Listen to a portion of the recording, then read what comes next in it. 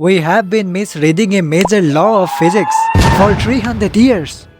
जब 1687 में न्यूटन साहब ने अपने मोशन के नियम कागज पर उतारे तो उन्हें जरा सा भी आइडिया नहीं था कि 3 सदी बाद भी हम जैसे लोग उस पर बहस करेंगे। हाँ, ये बात सच है कि आज 300 साल बाद भी लोग उनके किताब खोल खोल कर सिर खुजाते हैं। लैटिन में लिखे उनके ये 3 नियम हमारी दुनिया में हर चीज की मोमेंट का राज खोलते हैं।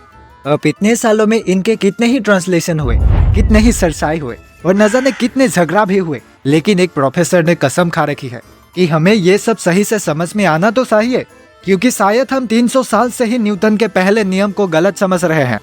अब हुआ यूं कि वर्जीनिया टेक यूनिवर्सिटी के फिलोसोफर डेनियल हुक का कहना है कि इस साल 1729 में पहली बार इंग्लिश में ट्रांसलेट करने में एक छोटा सा गड़बड़ हुआ था और वो गड़बड़ आज भी जारी है। असल में न्यूटन की किताब प्रिंसिपिया का जो सबसे पहला इंग्लिश ट्रांसलेशन हुआ उसमें एक शब्द का मतलब पूरी तरह बदल दिया गया। उनके नियम में एक लैटिन शब्द था क्वांटेन्यूस, जिसका असली मतलब था जितना हो सके, लेकिन ट्रांसलेटर महाशय ने इसे जब तक समझ लिया। अब इस गलतफहमी के चक्कर में हम सबको यही पढ़ाया गया। न्यूटन का पहला नियम ये कहता है कि चीजें या तो सीधी चलेगी या आराम से पड़ी रहेगी जब तक कोई बाहरी ताकत उसे हिला ना दे।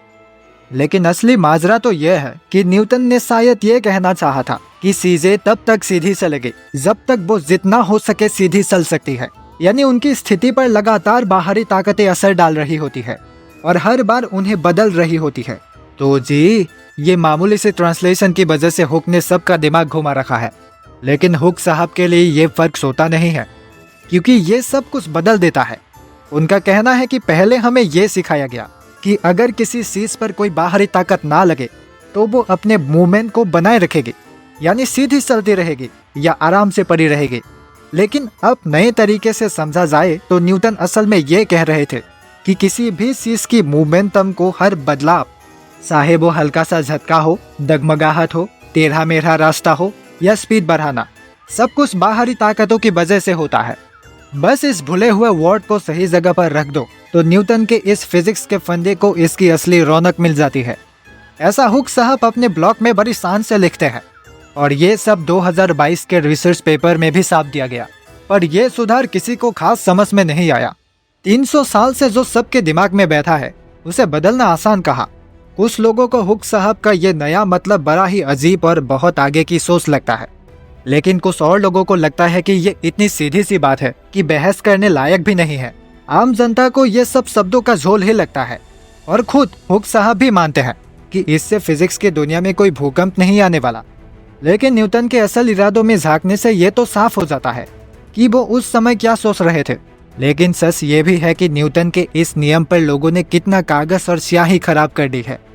अब अगर हम उसी पुराने ट्रांसलेशन को सही माने कि हर चीज बिना किसी ताकत के सीधी चलती रहती है, तो सवाल यह है भैया कि न्यूटन किसी ऐसी बात पर जोर क्यों दे रहे थे जब हमारे यूनिवर्स में कोई चीज बाहरी ताकतों से पूरी तरह फ्री हो ही नहीं सकती।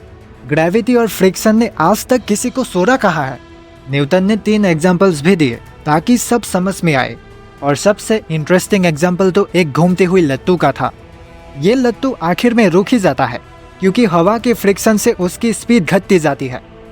हुक बताते हैं कि न्यूटन ने ये एग्जाम्पल देकर साफ कर दिया कि पहला नियम उन चीजों पर भी लागू होता है जो तेज या धीमी हो रही है, मतलब असली दुनिया के चीजों पर। असल में हुक का कहना है कि इस नए तरीके से देखने पर हमें न्यूटन का असली मास्टर स्ट्रोक समझ में आता है कि ग्रह, सितारे और पूरी आकाशगंगा भी वही नियम मानते हैं जो हमारी धरती के चीजें मानती है। हुक भाई साहब बड़े रोमांटिक अंदाज में कहते हैं, हर स्पीड का बदलाव, हर दिशा में झुकाव, चाहे वो परमाणुओं का झुंड हो या आकाशगंगा का चक्कर, सब न्यूटन के पहले नियम से चलता है। और हुक साहब का ये पेपर फिलोसफी ऑफ साइंस में पब्लिश भी हो चुका है।